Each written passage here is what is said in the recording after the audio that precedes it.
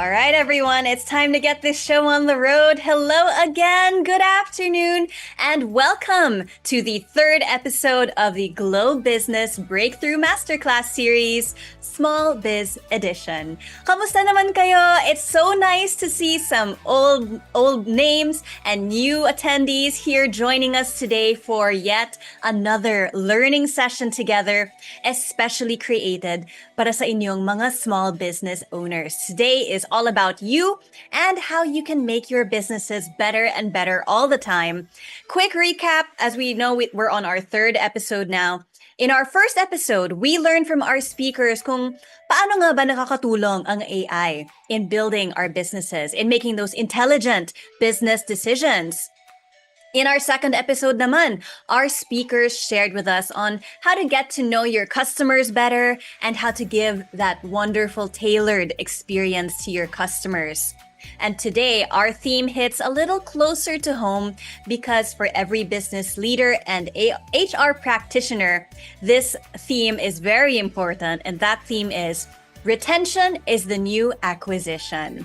Leveraging HR automation for a stronger workforce. We know, of course, how important it is to take care of our employees and give them reason to stay.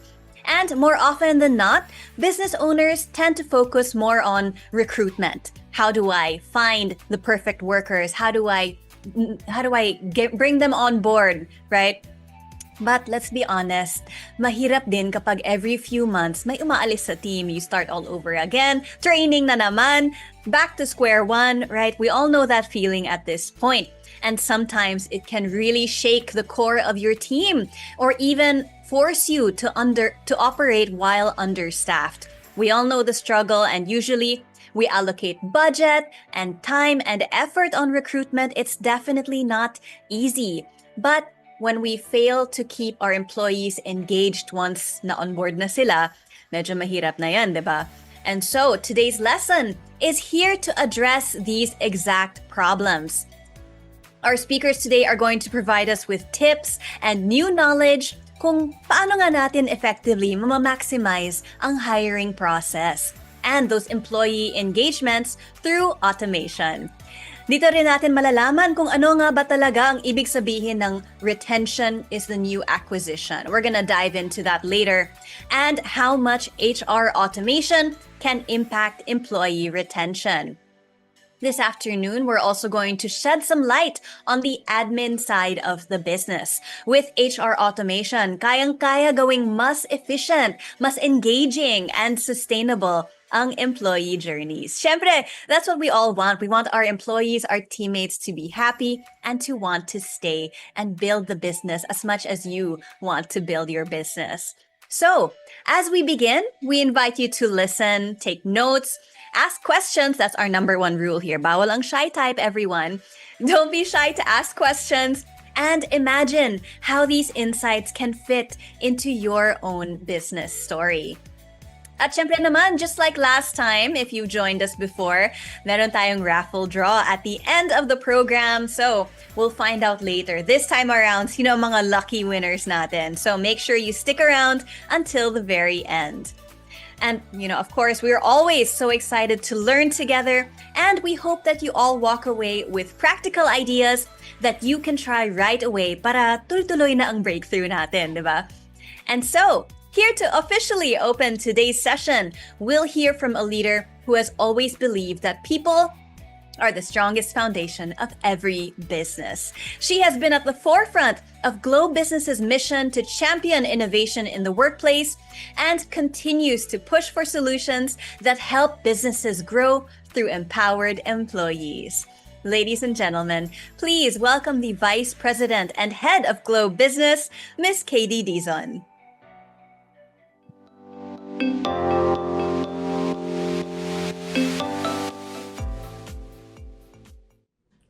Good afternoon, everyone, and thank you for joining us for the third episode of the Breakthrough Masterclass webinar series, Small Biz Edition.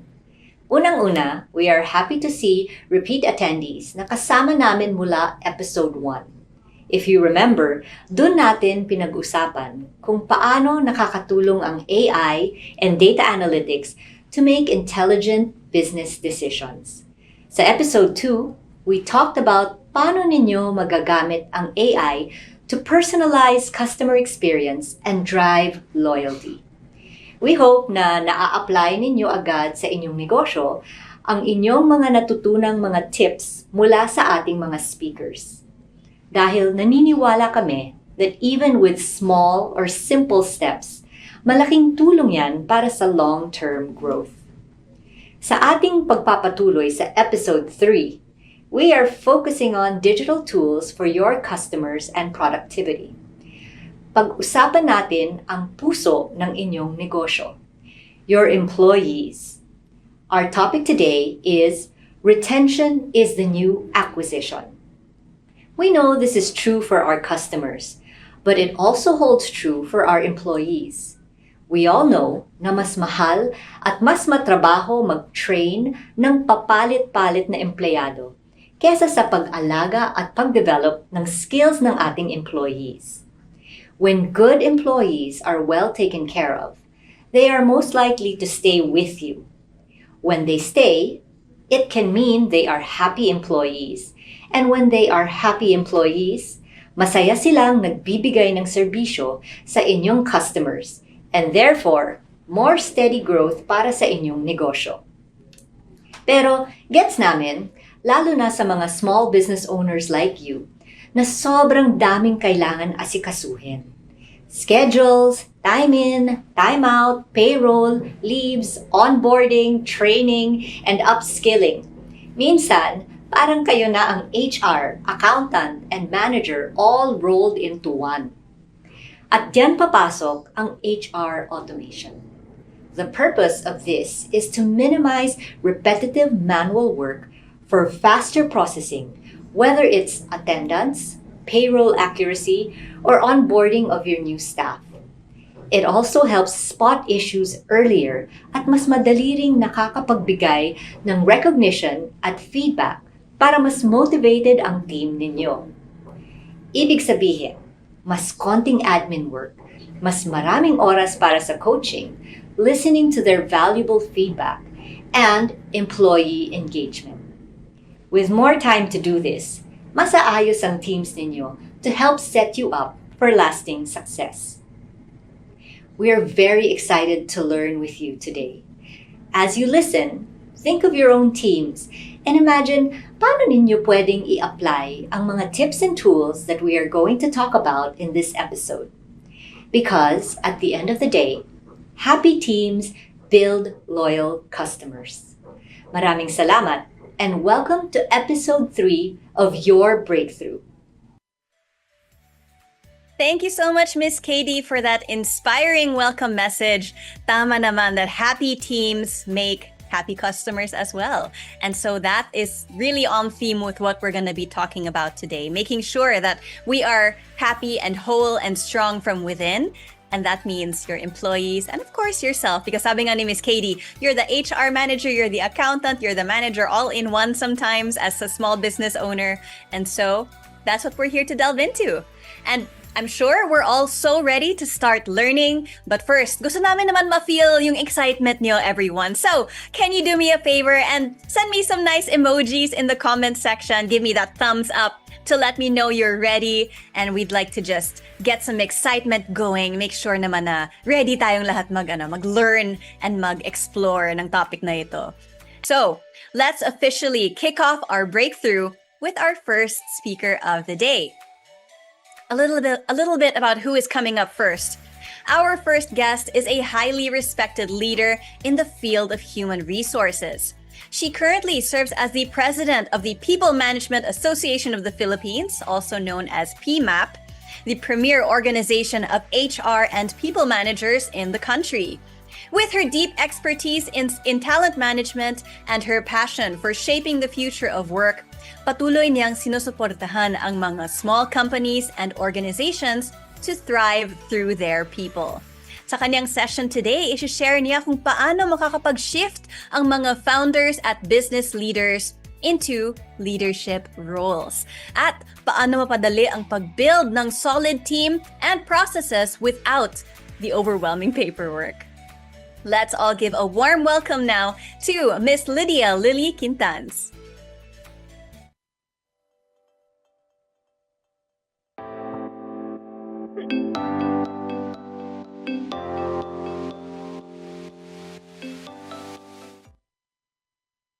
Magandang hapon po sa inyong lahat. Good afternoon everyone and welcome to this afternoon session. Okay, our topic for this afternoon, my topic for this afternoon is from founder to leader, building a team without drowning in paperwork. Bakit nga ba tong topic na to, 'di ba? Mga business owners na kayo.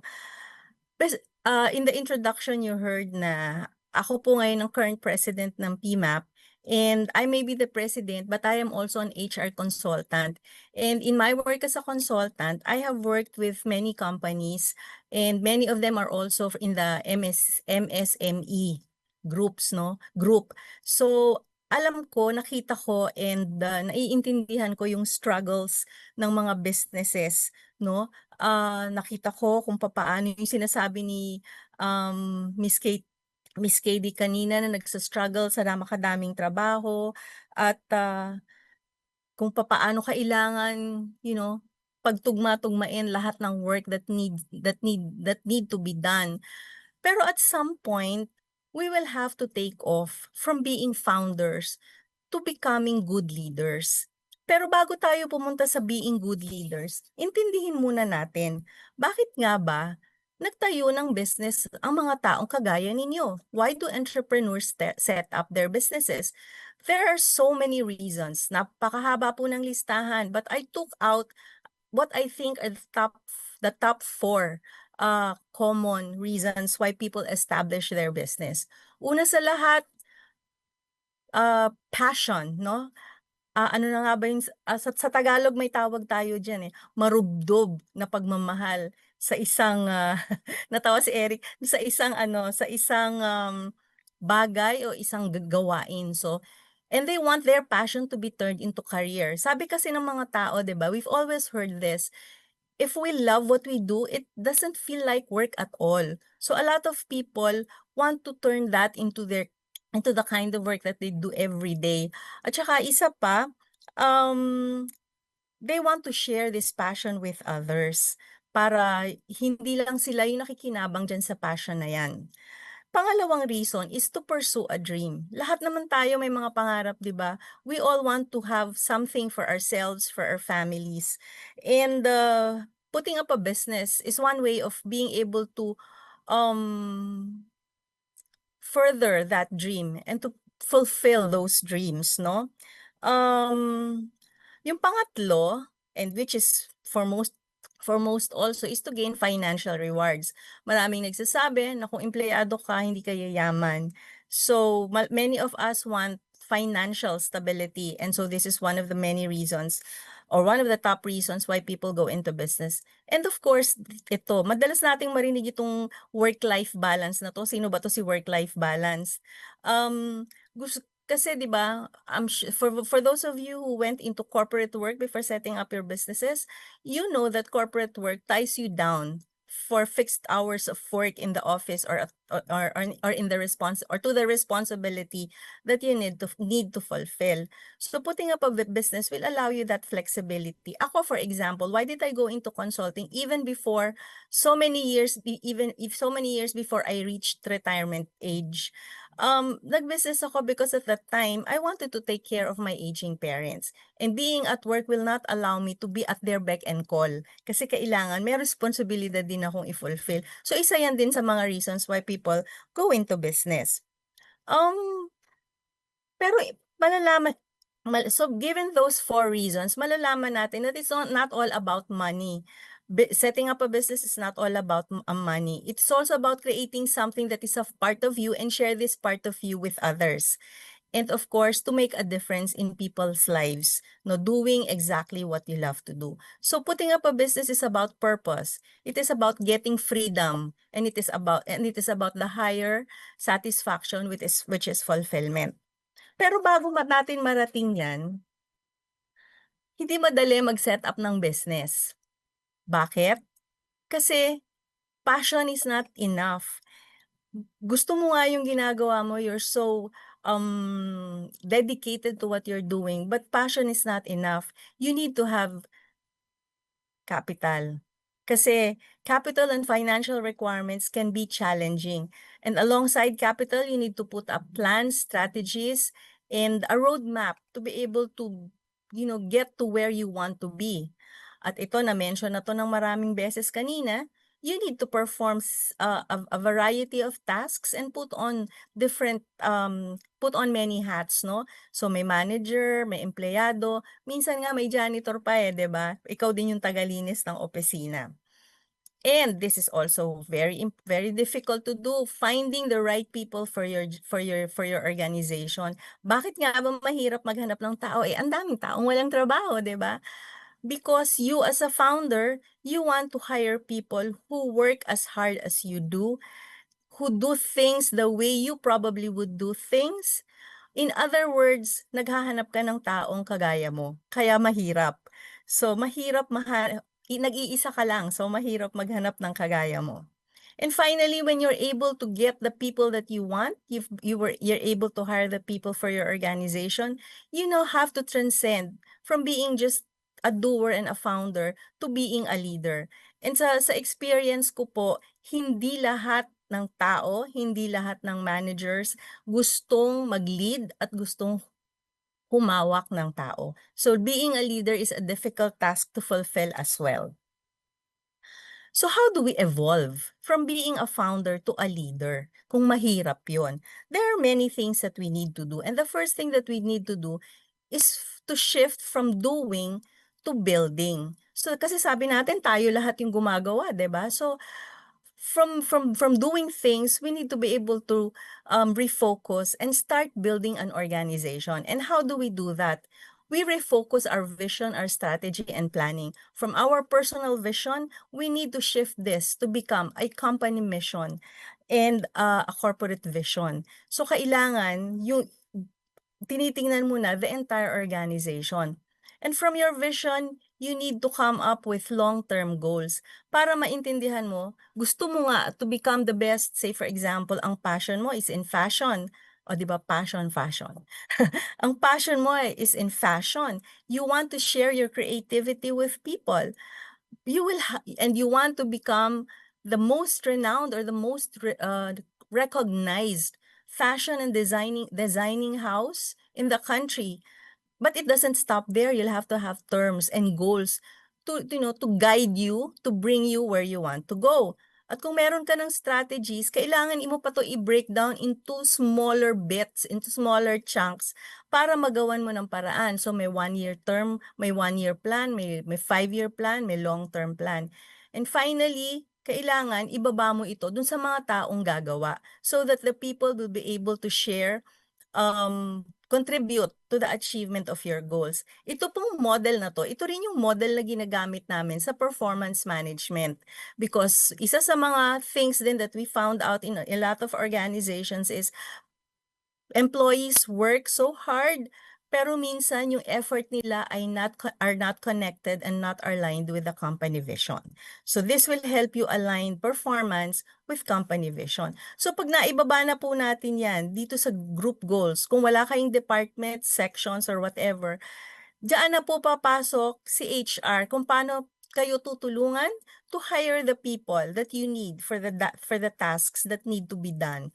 Diyan na rin po papasok yung performance management. Papaano natin ma-measure how well or how not so well they perform their jobs. Papaano natin sila babayaran? Ano yung sweldong ibibigay natin? Papaano natin sila tuturuan ng mga bagong skills, lalo na ngayon sa panahon ng technology, na sinasabi natin, more than any time in our corporate lives, we live in an era where change happens so fast. Yung totoo kahapon, hindi na totoo ngayon. So kailangan natin i-update ang learning at ang skills ng mga tao natin. Kailangan din nating pagplanuhan yung mga taong papalit sa mga ipopromote natin. Hindi pwedeng hinar mo ngayon as teller or as clerk hanggang mag-retire siya, clerk siya. Kailangan mag-evolve siya, pero kailangan may papalit sa kanya. Yun yung succession planning. At yung pinag-uusapan natin kaninang engagement and retention, importante na yung mga taong nasa sa atin gugustuhin na magstay with us. A couple of weeks ago, I was just in one of the conferences of one of the organizations, and what we were trying to drive at is for people to want to stay in your organizations until the time they retire. Yung kayo lang sapat na, 'di ba? And this is where your policies, your systems, and your procedures will come in. So, kailangang magtulungan lahat pagdating dyan. Next thing to do to evolve from being a founder to a leader is to shift from control to trust. Mahirap ito kasi ang hirap mag-relinquish ng authority. Ang hirap mag-relinquish ng authority sa iba. So what we need to do is to let go, and to delegate. I run programs for supervisory and management development. Isa po sa mga struggles ng mga tao is to delegate. Because when they delegate, they feel that they lose authority and they lose control. And that maybe things will not be done according to their standards. But we need to trust our people. We hired them. We believe that they can do the job. So we hire them. Because leadership is about getting things done through people. Next, we have to manage tasks and to develop. From managing tasks to developing people, kailangan people will not remain stagnant. We need to develop team skills that will help us move forward. We also need to invest in people's growth because this will be the very same people who will help us grow the organization. Because leaders build other leaders, not just employees. Okay. Isa sa mga test ng being a good leader is being able to create good leaders who will replace them. Okay. Next, kailangan visionary to communicator. Kailangan yung personal vision mo, ma-share mo with your employees. You need to be able to make them understand why you have this vision. They have to understand where you're going, what your plans are. Because if you have a shared vision, people will work for the business. They will work with it. They will work with you. They will help you grow it. Okay? At kung nung araw, you always talk about yourself, me, to become a leader, you need to shift from your me mindset to a we mindset. Okay? So, pero paano natin magagawa yun? Ang dami nating ginagawa, 'di ba? Ang dami nating kailangang tapusin. And this is where streamlining and automation comes in. But how do we do this? Una sa lahat, we need to map out our processes. We have to think of it as a big picture. All our processes in the organizations are connected, interconnected. Kailangan malaman natin where one task starts and the other one ends, and saan papasok yung isa. Kailangan natin makita yung big picture bago natin malaman kung nasaan ang mga pain points, kung ano yung mga paulit-ulit, time-consuming at madalas magbigay sa atin ng problema at pagkakamali and mistakes. So then when we know where our pain points are, we will be able to prioritize kung ano ang uunahin nating i-resolve. Ang suggestion is i-prioritize natin ang high impact at low complex tasks, meaning tasks na marami kang masisave pag in-streamline mo or inautomate mo rather, at kung ilang oras ang matitibit mo sa paggawa niyan and how difficult or costly the job is. Hindi mo i-automate agad yung mga trabahong complex at masyadong kailangang pag-isipan.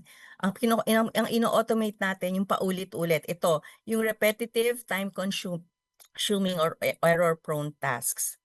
And when you streamline, wag ka agad malaki, wag ka agad grand. Start with the small ones because this will give you the quick wins and this will give you results that are easily visible and appreciated. Ano ba example nito? Timekeeping, 'di ba paulit-ulit kada kinsenas at 30, we have to do timekeeping. Pero kadalasan ang payroll nagkakamali kasi mali ang input ng time. So nagagalit yung mga empleyado. But if your timekeeping is accurate and minimizes error, chances are yung ipapasok mo sa payroll tama. So mami-minimize din ang problema mo. Then if you have all those things, you have to assess what you have. Kumpleto ba ang data mo? Yung mga tao mo ready ba? Kailangan mo bang i-train? Yung tools mo, Meron ka ba? May support ka ba? May budget ka ba? These are the things that you need to prepare and plan for so that your streamlining will be successful, because systems fail due to poor planning and lack of preparedness. And finally, pag meron na, huwag nyo kagad i-apply. I-test nyo muna, i-pilot run nyo muna. Kasi sa pilot run, makikita ninyo yung mga pagkakamali, makakapagkaroon kayo ng opportunity to adjust.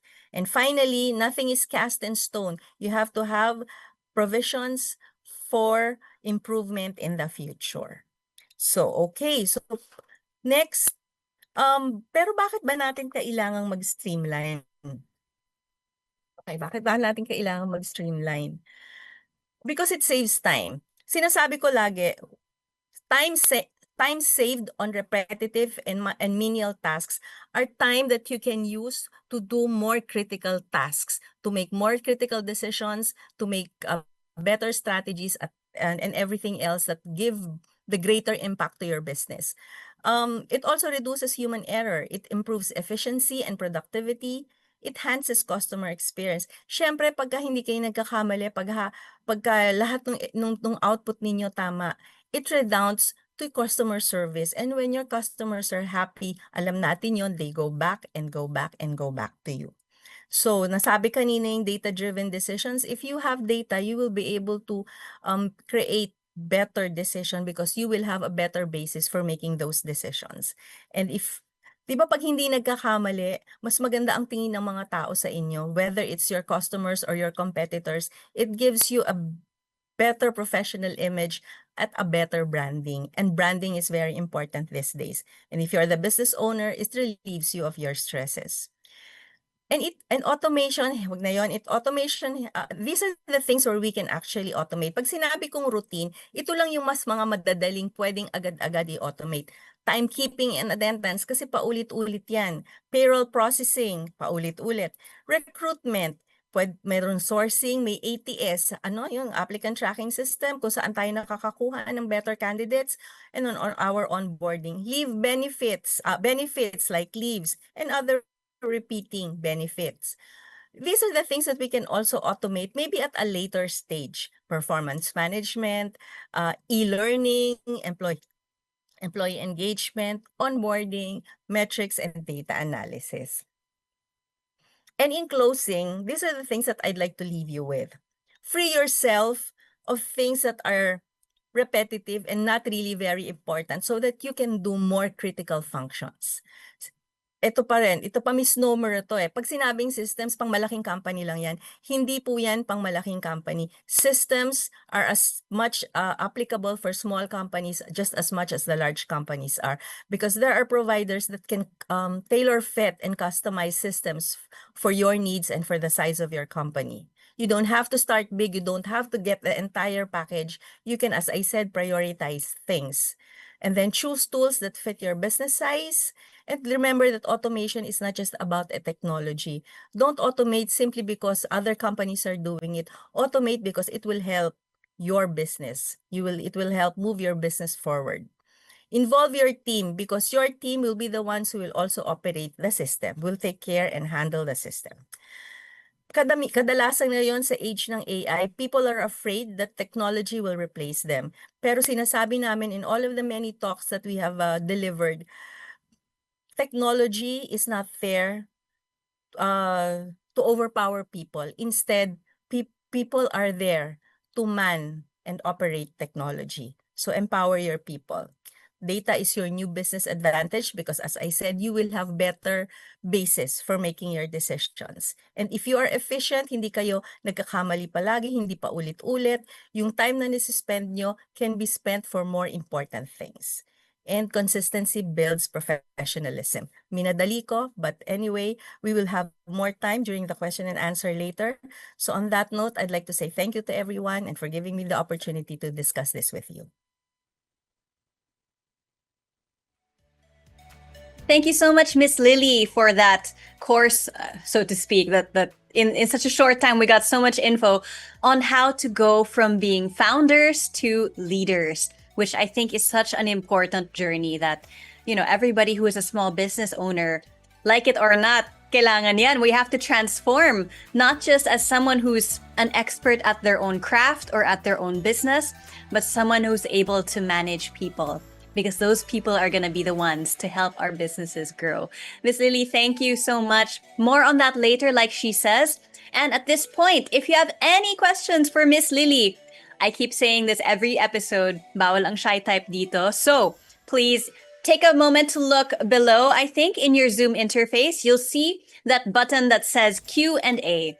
And that is where we're going to be getting our questions for our fireside chat later. So again, if you're curious about anything that she has to say or feel mo siya yung expert na pwedeng maging resource person on your any specific question you have, send it in through that Q&A button and we'll try to answer as many of those later, okay?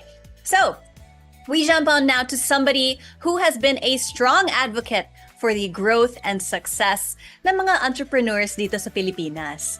He is a chairman of the Philippine Council for Small and Medium Businesses at patuloy niyang sinusuportahan ang mga programang tumutulong sa mga SMEs na magtagumpay sa isang highly competitive na market. We all know how hard it is to work in this competitive market, but he's here to help. He is a professor and academic program director of the Master in Entrepreneurship at the Asian Institute of Management. With his deep expertise sa business consulting, people development, and organizational growth, natulungan na niya ang napakaraming entrepreneurs na makabuo ng matibay na foundation para sa kanilang negosyo. He is also a Go Negosyo mentor, providing guidance and mentorship sa mga small business owners, just like you. So, let's get right to it. Let's give a digital welcome to Mr. Eric Caeg.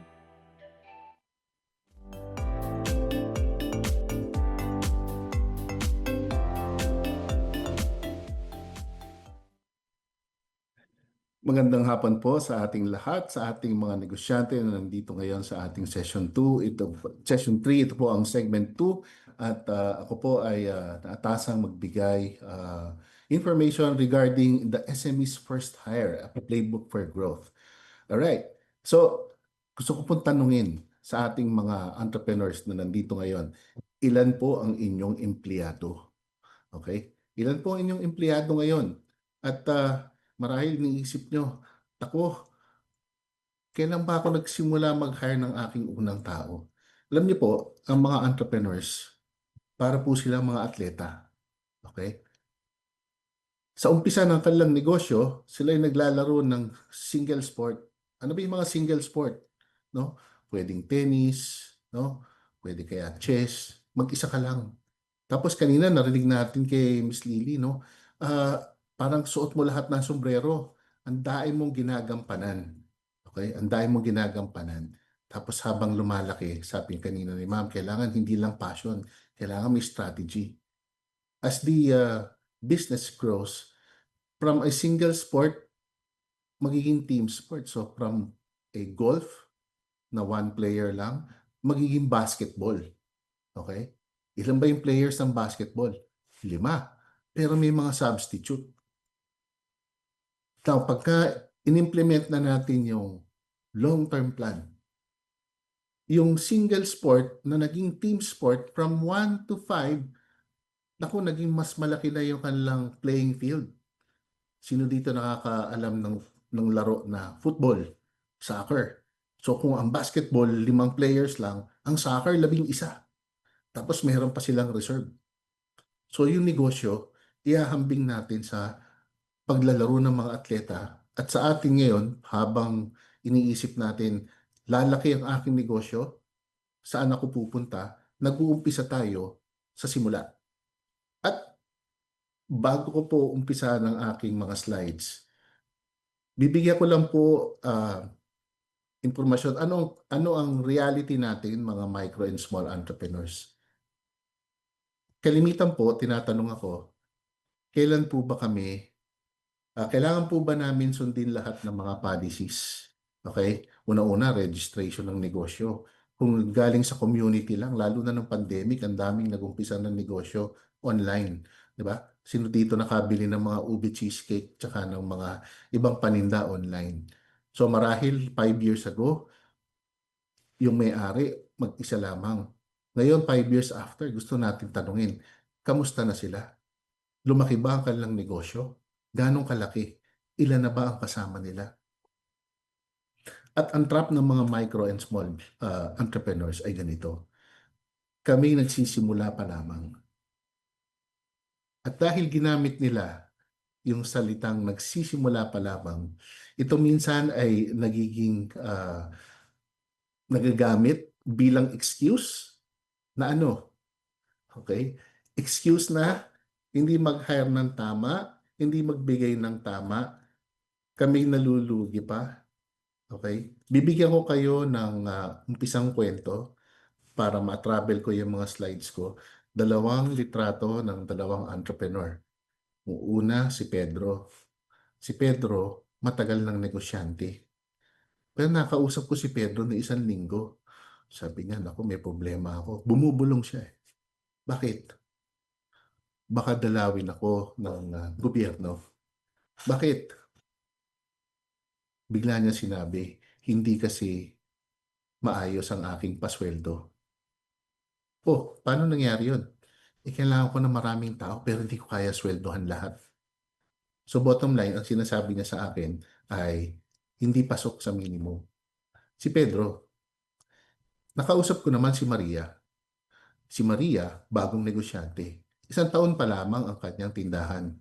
Ang tindahan niya ay medyo mas mataas ang antas sa sari-sari store. Tago na lang natin sa negosyong steakhouse at deli. Si Maria, nag-umpisa noong 1 taon, 2 empleyado. After 1 year, 2 pa rin.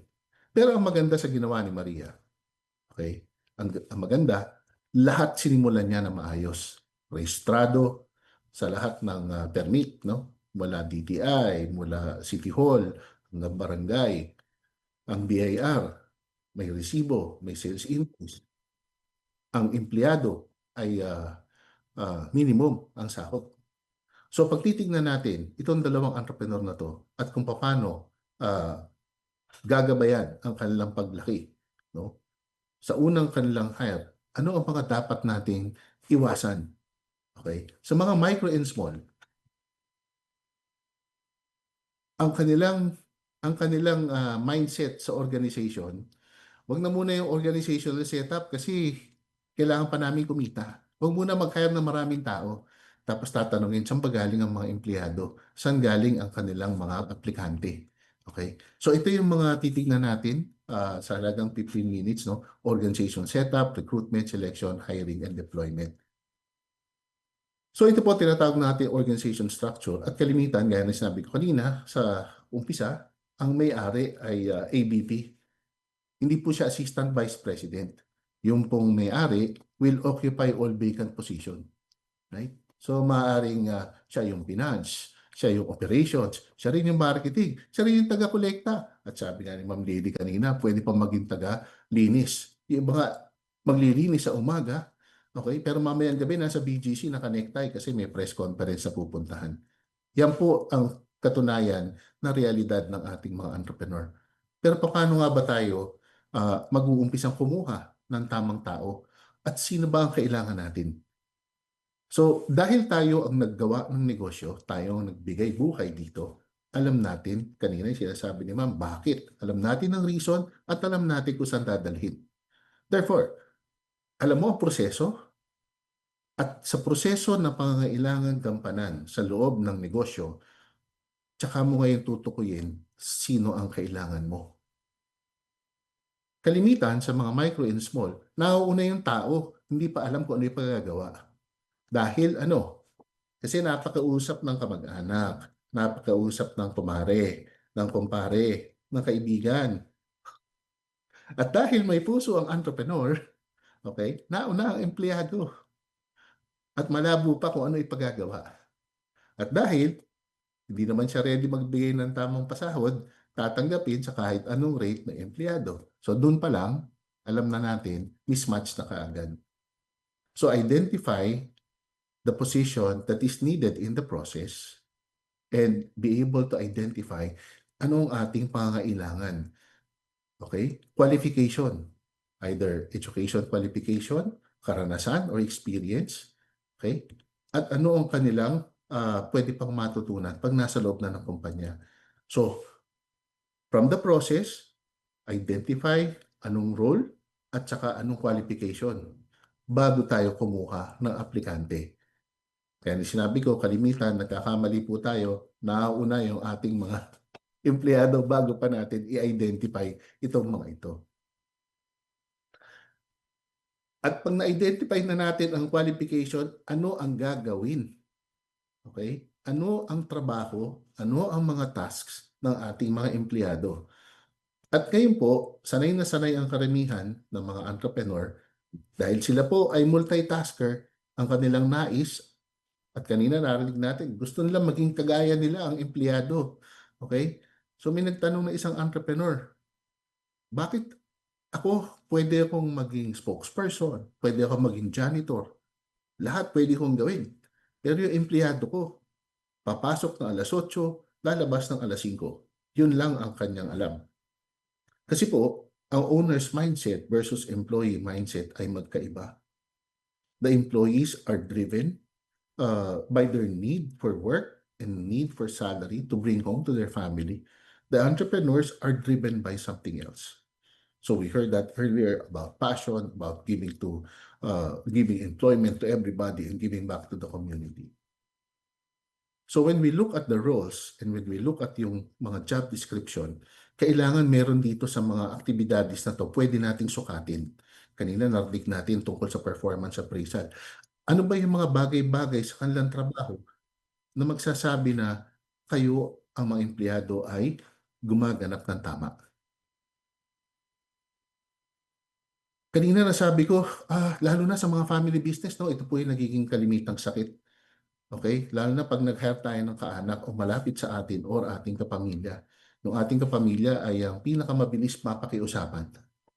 Okay? Tapos kalimitan po, sino po sa inyo yung nagbibigay ng free food, free board and lodging, tapos sasabihin natin, okay lang na mababa ang sahod natin, libre naman lahat. Diba? Pinapactor in nyo yung yung mga binibigay nyo libre. Okay? Ang pinakamaganda po, bumisita kayo rito sa handbook ng Workers and Statutory Monetary Benefits ng Department of Labor. Nandito po lahat ng katanungan at may kasagutan para sa mga may-ari, entrepreneurs, at para sa mga empleyado. Okay? So screenshot nyo po ito. Ito po medyo hindi updated yung cover page. Pero napakaganda po ng itong handbook na ito kasi libre. Okay? Pati po sa dulo, makikita nyo tungkol sa SSS, Pag-ibig, and PhilHealth. Naku, yan. Sabi ng mga owner, yoko niyan, dagdag gastos. Diba? Dagdag gastos. Ba't ba kami pinipilit ng gobyerno dyan? Okay? So sa umpisa pa lang, si Maria, kinuwento ko sa inyo, kumpleto. 2 empleyado, kumpleto. Okay? Meron pa siyang outsource accountant. Galing, di ba? Samantalang si Pedro namumblema kung paano namin aayusin. Alam nyo kung ilan ang empleyado ni Pedro? Ay, hindi lang 10, hindi lang 20, hindi lang po 100. Secret, 300. Okay? 300 employees. Laki ng problema. Okay. So, paghahanap ng empleyado. Okay? Maraming pwedeng paghanapan ng ating mga aplikante. Okay? At sa ating mga bayan, okay, punta kayo ng munisipyo o kaya na City Hall. Okay, ito yung number 6, yung Public Employment Service Office ng LGU. Kasi yung mga local negosyante dyan nagpo-post. Kasi po, bakit ko yan hina-highlight? Alam niyo po, lalo na sa micro or small, pinaka-importante, yung empleyado mo ay hindi pala absent. Ako po ay may code of conduct, halagang 72 paragraphs. 2 lang po doon ang provision na palagi nalalabag ng empleyado. Ano po yon? Tardiness, absenteeism. At ang mga palusot ng mga empleyado, lalo na pagka malayo ang kanilang tirahan sa kanilang lugar ng trabaho ay traffic, umulan, bumaha, lahat. Yan po ay sinod ni Maria. Bakit? Si Maria humingi ng tulong. Kanino? Sa landlord. At si landlord may 2 inaanak.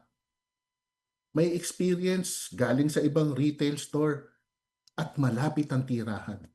Alam niyo ba? Sa isang taon, no late, no absent. Yung dalawang empleyado ni Maria. Bakit? Bukod sa inaanak ng may-ari ng landlord ni Maria, ang lapit ng bahay. Kalahating kilometro, nakauwi na. Okay? So, isang magandang practice, okay, to be able to get employees within the community. In fact, sa ibang LGU, they actually require this for entrepreneurs and even big companies na yung hina-hire nila taga doon. Okay? So, marami pa po tayong pamamaraan. Whether now doing online, and kanina, we have some AI tools to use to be able to get new employees. Ang isang kalimitan na nakakaligtaan ng mga entrepreneur ay pag-background check. Kung kanina si Maria, madali lang nakahire dahil nabigyan siyang tulong ng kanyang landlord, easy-easy na siya. Di ba? Pero yung iba, pag hindi nyo kilala kung saan galing ang inyong aplikante, mahalaga na inyong gawa ng background check. At saan magkukuha ng background check? Doon sa mga nilagay nilang referral persons doon sa ilalim ng kanilang resume. Alam niyo po, mabilis na isang kwento. May isang aplikante na na-encounter ng isang HR director. Ano sabi ng HR director? Sino dito sa tatlong sinulat mo ang ating tatawagan? Ang sabi ng aplikante, kahit sino po. Sabi ng HR director, piliin natin yung letter C. Alam niyo po, sa kasawiang palad, kamalas-malas ng aplikante. Yung nag-i-interview sa kanya at saka yung letter C, ito po, 1 in a zillion.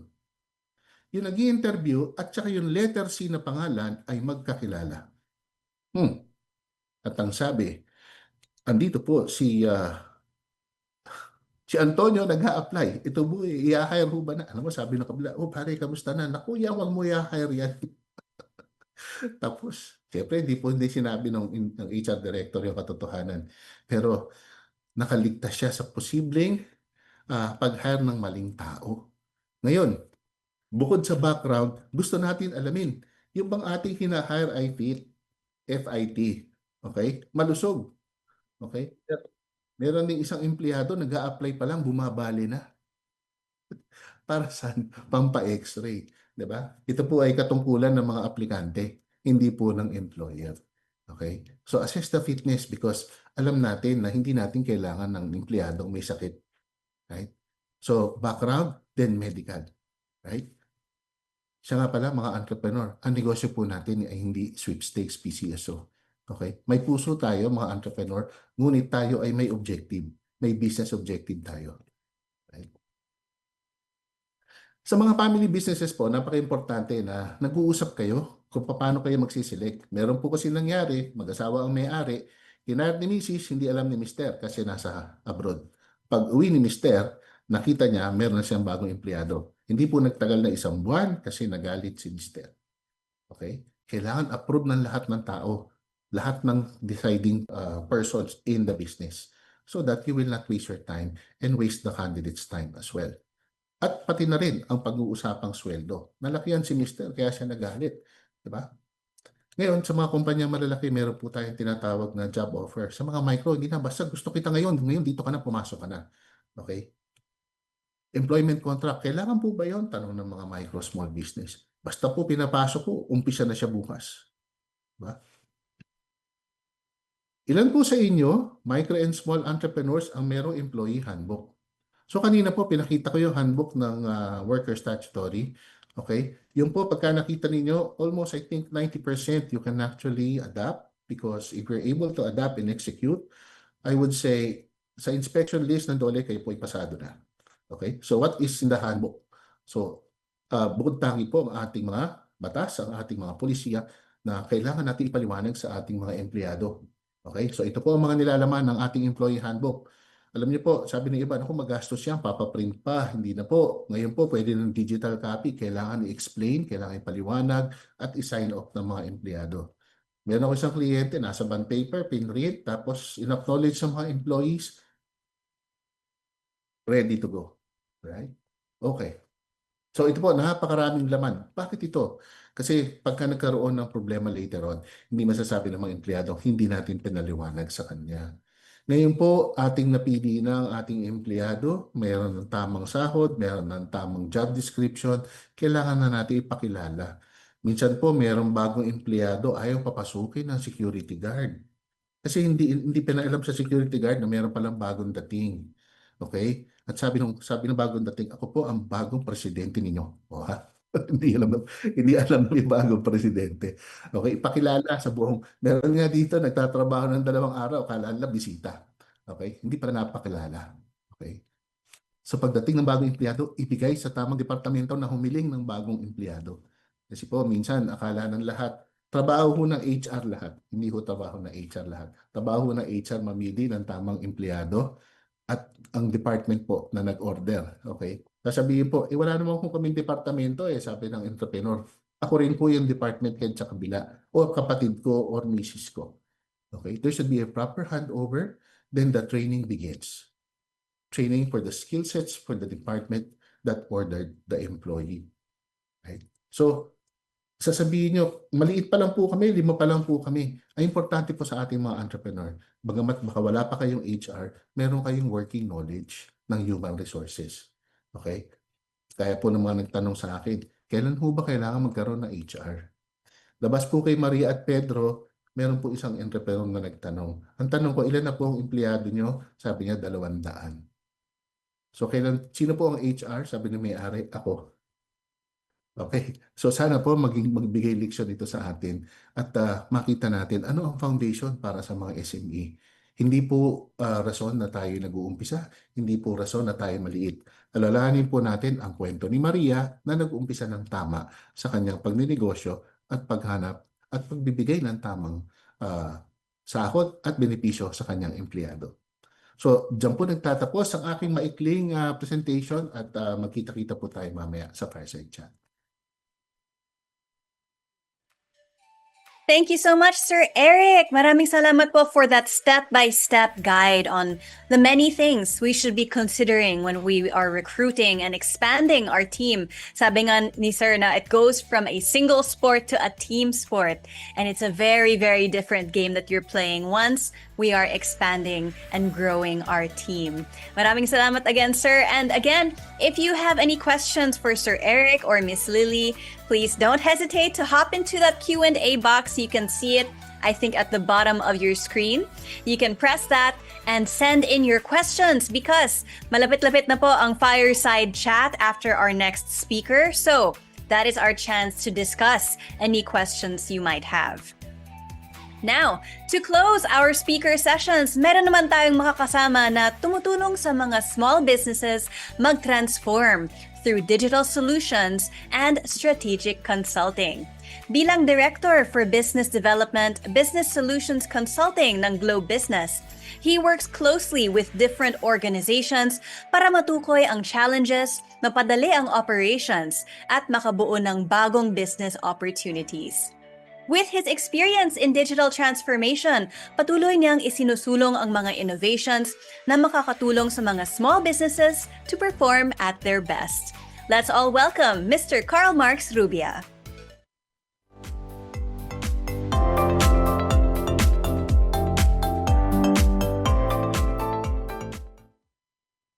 Okay, magandang hapon sa inyong lahat, mga minamahal naming entrepreneurs, no?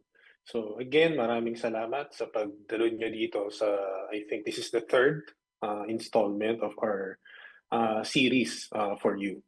So my topic for today is about equipping your business for success, no? So the role of connectivity and communication. So kanina, sinabi nila Miss Lily at Sir Eric, paano, di ba? Ano yung mga dapat gawin for you to become successful in your business. Now, on my end naman, no, I want to make sure that it happens. No? So like for example, sa Globe, we are helping businesses. It could be a large enterprise or small and medium or up and coming starting businesses like you. To enable, sabi nga nila, no, your transformation. So as mentioned by kanina by both Miss Lily and Sir Eric, business owners like you, lahat, marami kayong ginajuggle on a daily basis. So kumbaga lahat, kayo yung gumagawa. No? So andito ako ngayon para ipakita sa inyo how can you be able to make use of technology to your advantage to build that ecosystem around you. Tawag namin yan ecosystem. To enable you, all right, to help you with your day-to-day job. Okay. Okay. So, sabi ko nga, sabi nga, di ba, more than just a payroll. So, a strong team, especially or a business, needs more than just an efficient payroll. So, kailangan nyo ng tamang tools, tamang technology, tamang paggamit actually ng technology, because I would say technology is just there. It's the matter by which how you use it. No, to be able to communicate professionally and feel connected to your company's mission, as mentioned earlier. No, and then this basically this presentation this afternoon will tell you what are the critical, crucial role of modern HR solutions that we have. No, we have in the market, or we have right now. No, and as well as the different tools in building a successful and lasting team. So, bago yun, tingnan muna natin, no? Ano-ano ba yung iba't ibang challenges na meron? So, syempre, connectivity and infrastructure. So, marami dyan, limited, unreliable internet, sinasabi natin, di ba? Ang hirap connect. Hindi ko matawagan yung empleyado ko. Hindi ko malaman nasan sila. No? Because I don't have the right infrastructure in place. Next, of course, nakakabit dyan would be yung cybersecurity. So alam natin, right now, maraming issues related to cybersecurity, cybercrimes. I think familiar naman tayo dun sa mga nangyayaring mga tawag nila cyber breaches na tinatawag, which is very critical, especially on our business. Diba? Kasi it involves a lot of, it really speaks of our credibility as a business. And then of course, yung paperwork, di ba? So maraming manual processes, ang daming paperwork. So yung, ano ba yung mas importante na kakaligtaan na natin? Like for example, engaging our employees, talking to them, thinking about looking at the bigger picture. Kasi masyado tayong, we are swarmed by so many paperworks, di ba? Na paulit-ulit. Yan, yung time tracking na hindi natin malaman, tama ba, di ba? Tama ba yung in and out ng mga employees ko? So those are the small things na dapat hindi na natin inaalala. Attendance tracking, di ba? Na sometimes that can lead to errors because attendance, di ba, is tied up to the payroll. So pag mali yung attendance tracking, it's either sobra yung bayad or kulang. Di ba? And worse, if it is kulang, di ba, can lead to employee dissatisfaction, as mentioned nga kanina, di ba? Na yung mga ganung bagay, and especially for SME, malaking bagay din sa mga empleyado yung sweldo na tinatanggap nila kada kinsenas at katapusan. And then mali pa. Di ba? Imagine that. And then of course, disengagement. So yun nga, sa lahat ng yun, lahat ng mga inefficiencies na yun, what will that lead to? Diba? Ang feeling ng empleyado na ang hirap naman magtrabaho dito. Diba? So I feel na unsupported ako. Hindi ako enabled para maging successful sa ginagawa ko. So that's why in Globe, so knowing all of those pain points, no, we have our way to be able to tailor fit, no, to come up to help you come up with your strategy. So I think Ms. Lily was the one who mentioned earlier na napaka-importante ng ano ba yung strategy, ano ba yung vision ko sa kumpanya. Diba? Saan ko ba gusto tong dalhin? Diba? Ganun yun eh. Ganun tayo as an entrepreneur. So kami naman sa Globe, tinatapatan namin yan na at what stage, diba? In terms of digital maturity, because we are here to be able to help you, enable you in terms of your syempre, digital transformation, because our vision, as mentioned also by our Vice President earlier, no, for B2B, Ms. KD, is to be able to help company grow through digital transformation. Because as we are all aware, diba, the more digitally transformed we are, the earlier we engage into this as part of our strategy, the more successful we can be. And of course, this is building for our future. Diba? So tinitingnan namin yan so that we can tailor fit because there's no such thing as a one size fits all solution na parang, diba? Ito ang plan, pagkasyahin mo dito dahil ito na siya. Okay, that's why we always have this, no? Like in our consulting, we have this consulting sessions with customers. Talagang tinitingnan namin ano ba yung problema? Ano ba yung gusto nating ma-achieve? Ano ba yung strategy natin? So that we will align it with the vision. And of course, ang importante dito, ano ba yung priorities? That's why tinitingnan namin to. Okay, so most of the time, like emerging businesses like you, andito siya, nasa observer, explorer, adapter. So we help you. So we learn your process, tinitingnan natin ano ba yung naakma dun sa objective nyo, di ba?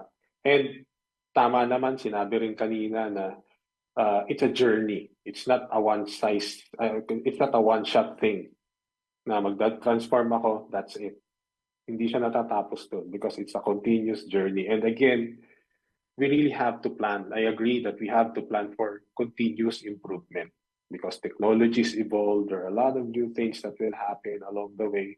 And of course, your business will continue to evolve, di ba? Especially as it grows, di ba? Ang objective naman natin is to grow the business. And we have to make sure that as you grow the business, you are able to manage it properly. No? In all aspects, mapapunta man yan sa accounting, financial management, customer management, and even especially people management. To making sure that you're able to keep that yung team nyo intact and fully engaged.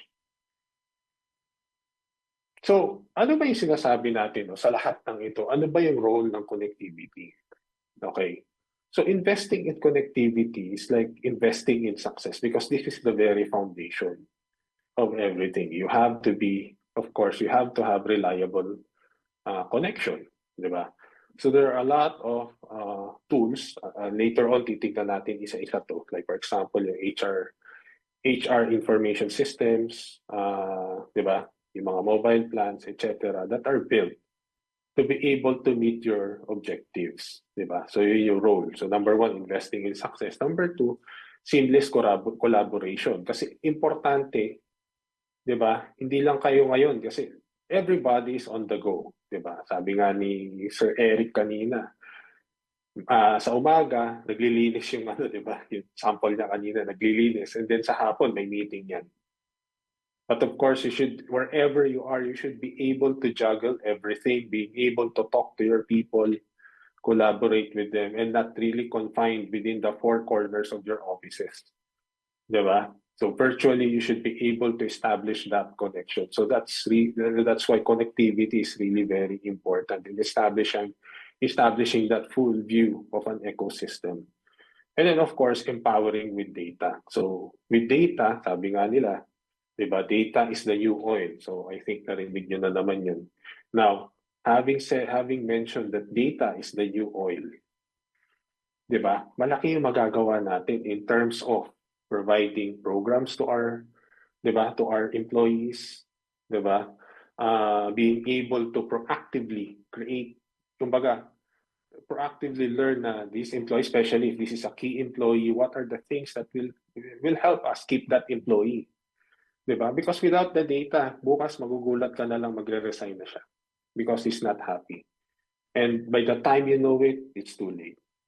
But of course, with all the data you're able to collect, because we have an ecosystem built around it, a system, an automated system that's built around it, you will be able to make decisions and arrest possible, issues. So later on, papakita ko rin yun. What are the different features that you can leverage on based on the technologies that are available right now? Okay, so first, let me talk you through. So tingnan natin yung pinaka-foundation, connectivity. So connectivity, importante ito. So mapa-internet man yan, mapa-mobile connectivity. Because internet is really built to be able to connect your, of course, offices, di ba? And then of course, your connectivity to make sure that wherever you are, yung mobile connectivity, andun, may connection kayo dun sa mga tao nyo. And we have a couple of new technologies like na may tinatawag nilang SIP-Trunk or UCaaS. Yung UCaaS, makikita nyo parang familiar naman kayo sa Zoom, di ba? So yung Zoom is one version of UCaaS. Unified communication para sa platform. Because it allows you to communicate through, hindi lang through phone, but also using your mobile, your laptops, anywhere. For as long as you're connected using your internet connection. So yun yung power ng connection, yun yung power of collaboration. No? And then, of course, along with that, andyan yung security. Although I will not dig deeper into this, but ang importante dito, have data connection, importante that you have to have a built-in security to protect your data, to protect the integrity of all of your data that are in place. Okay, yun yung mahalaga because at the end of the day, sabi ko nga, any cyber breach will affect your company's integrity, which is at stake, di ba? Yung trust na customers will be, and of course your employees is dependent on that. And then of course we have being able to link HR in operations, di ba? So ang sinasabi natin dito, we use technology to do that. Because as we all know, HR builds culture. But at the end of the day, having this integrated system will help us sustain it. Diba? Kasi sabi nga, hindi pwedeng mano-mano lahat. Nauubos yung oras natin, as mentioned here in number 2. Kung puro ka paperwork, nauubos na yung focus mo sa tao. Why not automate it? So earlier, it was outlined, ano-ano ba yung mga manual tasks, mga quick wins na tinatawag that we can automate. We have to automate them. So that, mas madali, di ba? Mas makakapag-focus tayo dun sa sinasabi nating higher level tasks such as creating strategy, creating programs for our employees, di ba? Showing them the right direction. And then of course, yung daily experience, di ba? Ano ba yung experience ng employee? Because it's at the end of the day, it's not all about salary that drives the employee to stay. There are a lot of factors. Number 1, of course, yung trabaho, di ba? Madali bang magtrabaho? Do I have work-life balance? Di ba? Kumbaga, meron ba akong growth? Do I have time to be able to focus on my career growth? So, yun siya. That's why automation, coming up with that automation is really very important. And of course, communication as the glue. Okay? So, if you have that technology in place, you will be able to build loyalty among your employees. They will stay longer and feel valued because they are informed of what's happening in the company. Hindi yung maglalabas tayo ng announcement, surprise, ito na pala. Diba? And then of course, we have a unified platform, for example, putting up a mobile app, employee portal, diba?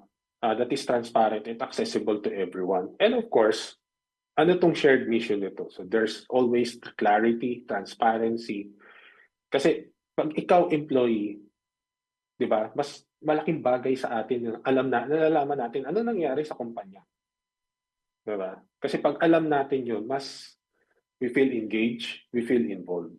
Di ba? That's why communication is important kaya sinasabi natin glue siya.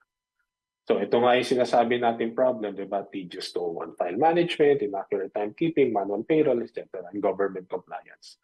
So if you have HRIS, so ito, right now, yung mga available na technology, even in Globe, these are subscriptions that you can avail of. No? So ang mga features nito, ito nga yung 201 file management, yung mga employees being able to access the data all in one place, eliminates the need for paper filing, di ba? And storing reduces unnecessary admin work. So even yung HR, mababawasan yung load, di ba?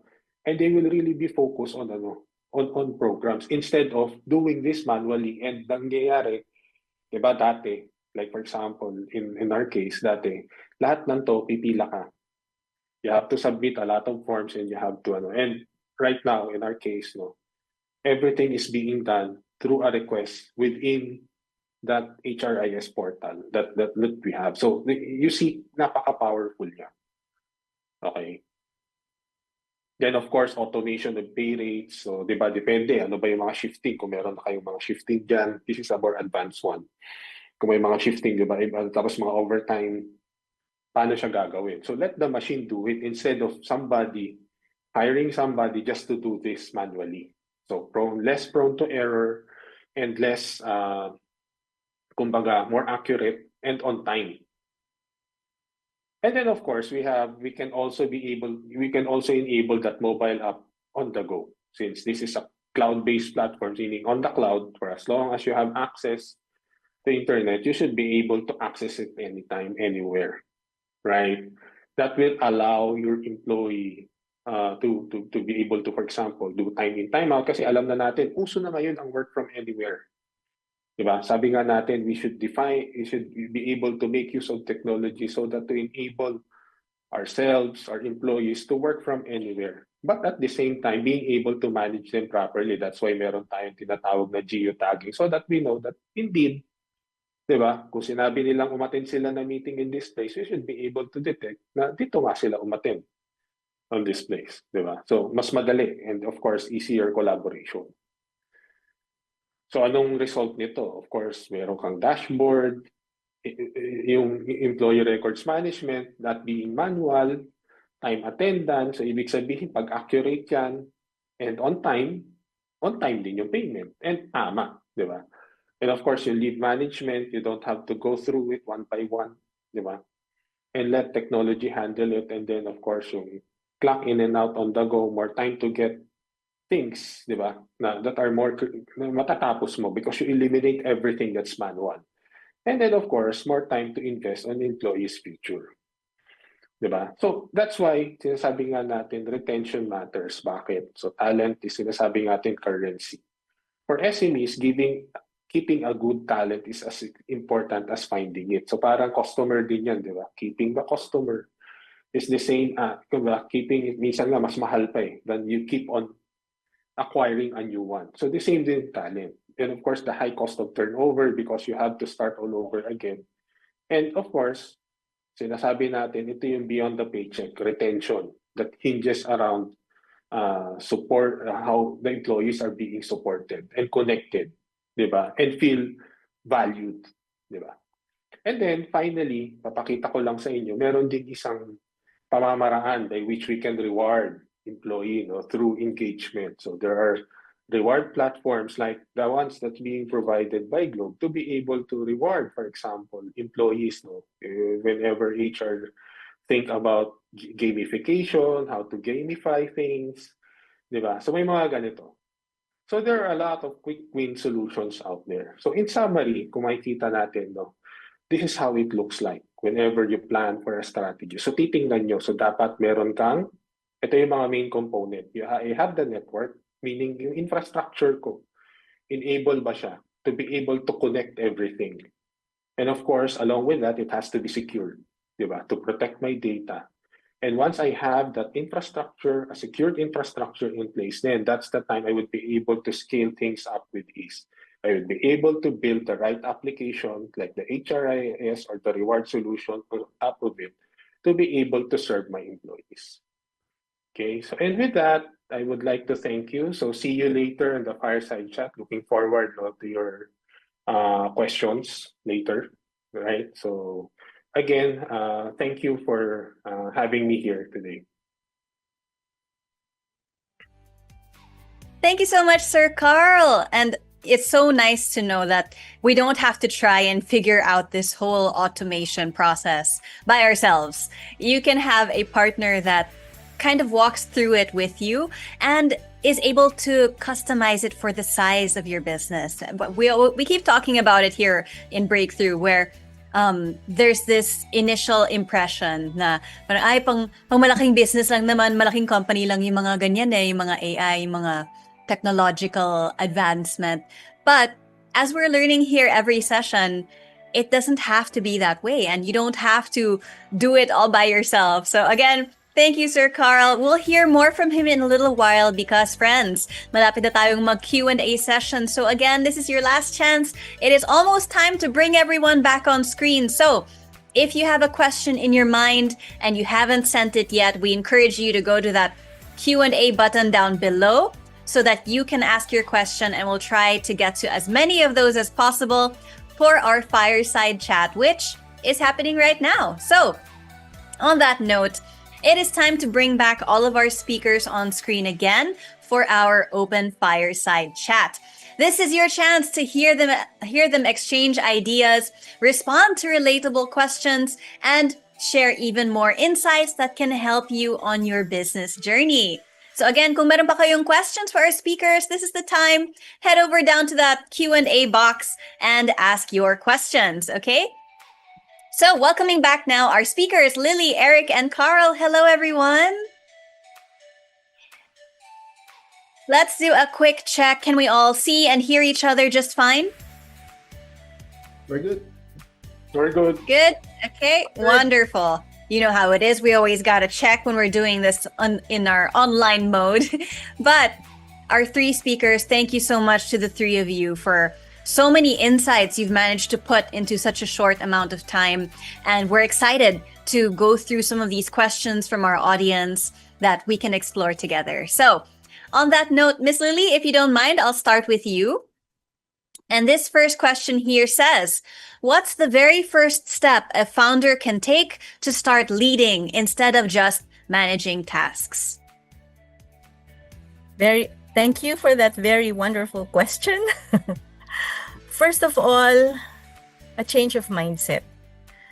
A leader must first accept that there is a need for him to open his mind, or her to open his or her mind, and to accept the fact that he needs to open the doors for others to get into his circle, his environment.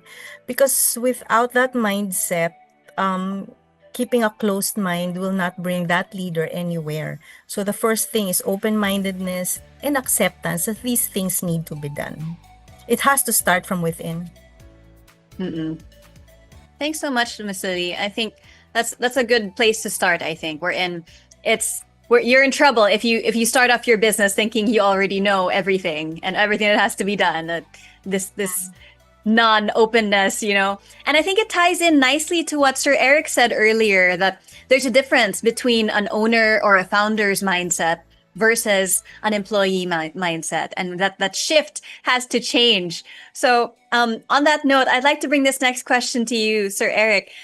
This question says, from your HR experience, do you wish that more SME founders understood more before hiring their very first employee? All right. Thank you very much, Carla. Bago ko sagutin yung tanong, dugtungan ko lang yung tanong kanina kay Ms. Lily. Something that the entrepreneurs, especially micro and small, we know the challenge on scaling up the business. And while they're in the level ng micro and small, they're working in the business. When they go towards scaling it up, they should transform working on the business, right? So those are two different things, working in the business and transforming themselves to be working on the business. Now, doon sa tanong, ano yung mga kailangan malaman ng mga SME bago mag-hire ng unang empleyado?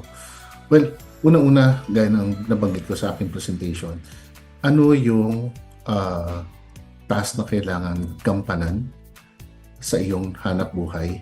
Tapos, ano ang kwalifikasyon at ano ang karampatang sahod, benepisyo. Okay? Kasi nga, minsan nauuna yung tao. Nauna yung pagkuha ng tao, tapos sabihin na, sige, i-assign sila dyan kung saan-saan. Diba? Be disciplined in terms of hiring. Be disciplined in terms of adding people. Okay? Be disciplined in terms of growing the business. Akala nila mas maraming tao, mas mabilis ang paglago. Hindi siya automatic. Okay? Yung tanong kasi nakaspecify sa unang hire.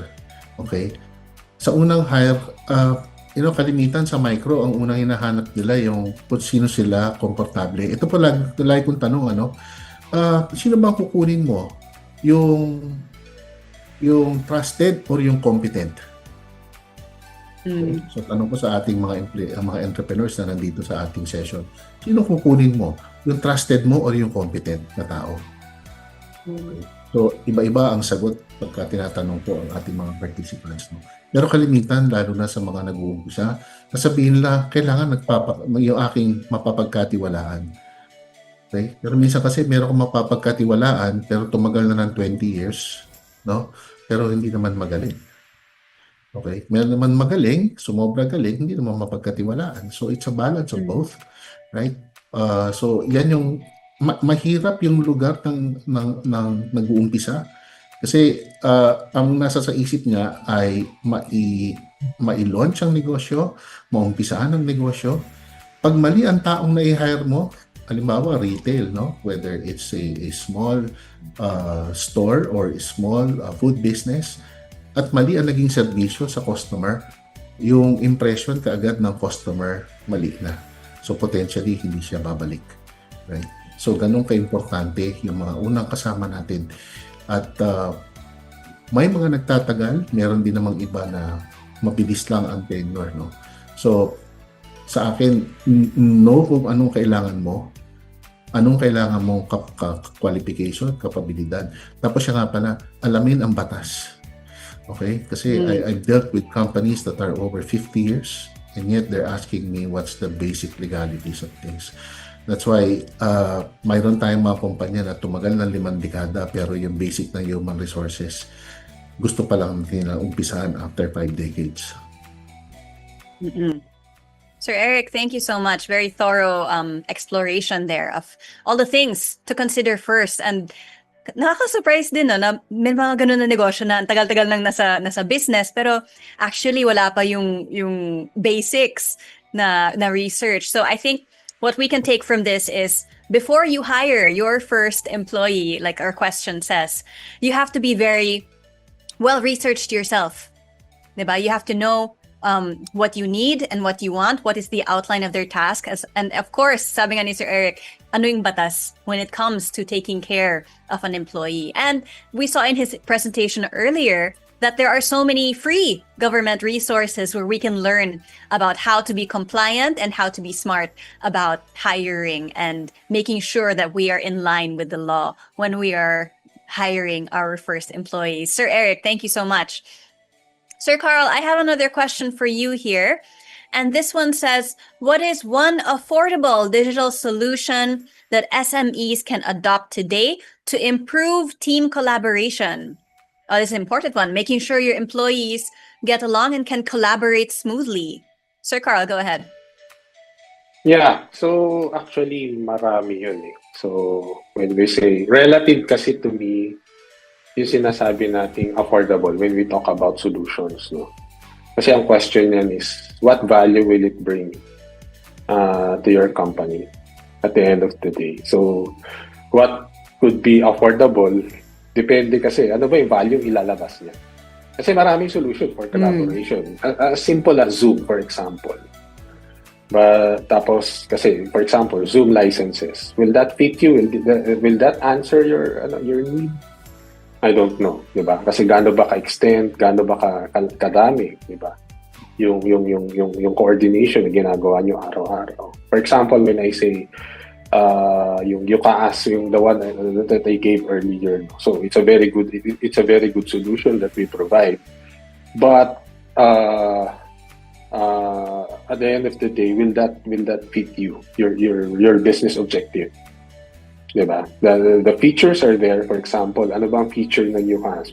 Being able to communicate anywhere, anytime, diba? That saves you money, going to the office, something like that.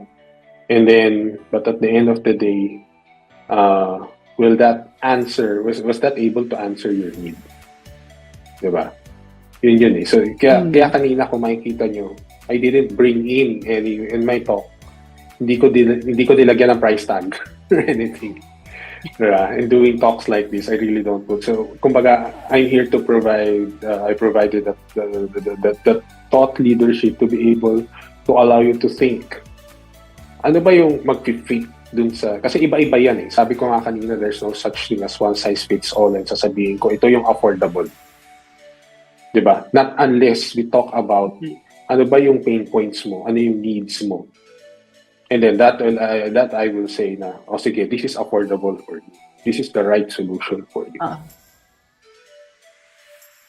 Thanks, Sir Carl. I think Okay. that's a good consideration because ayun nga, it's not one size fits all. And so we have to be smart about, evaluating ourselves. We can't just copy for example, I can't just copy my friend's business and say all of their solutions will work the Yeah. same as for me. Kasi baka naman 100 employees na sila, starting pa lang ako. 'Di ba?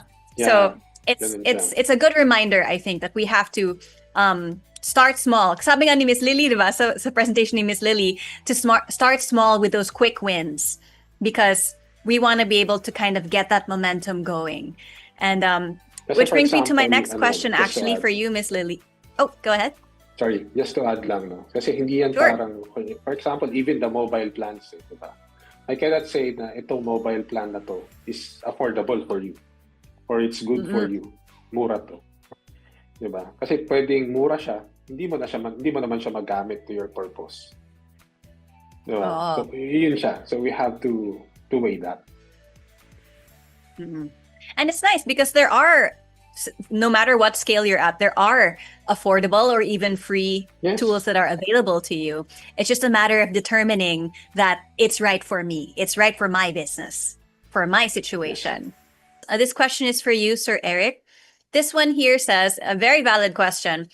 What can I do when an employee performs well during probation, but starts underperforming after being regularized? Nako, that's a tricky one. Sir Eric, go ahead.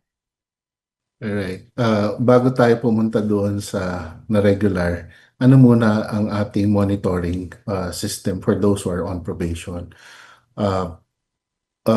I have what I call a 135 assessment for probationary employees. So you get to conduct first month, third month, and fifth month. First month, wala pang masyadong performance, but you can see if this person can actually get along with other people. Baka mamaya, umpisa pa lang, isang buwan pa lang, wala nang gusto makipagtrabaho. Third month, seeing certain compliances, and fifth month, makikita mo na meron na siyang contribution. Then, why fifth? Because there are certain HR people who gets to neglect the timeline. At alam natin, no? 6 months in 1 day. 6 months, automatic regular. Okay? Ginamit ko na lang antena kasi yung ginagamit natin sa Pilipino, ang pangit di ba? Starts with the letter S, ends with the letter Y. Okay, so antena na lang para madali. So, when the question said, when the employee gets to be regularized, then their performance starts to change. There may be different reasons why performance changes, no? Sabi nga natin, 3 types of employees, diba? Yung talagang star employee, yung pangalawa may pinagdadaanan, yung pangatlo incorrigible. Pero pagka bago, tas biglang incorrigible, mga lamang nagpanggap ng first 6 months. So, when we get to institutionalize, lalo na sa SME, sa micro and small, yung performance evaluation, something that they, park for a while. Dahil una-una, probably they don't know how to do it.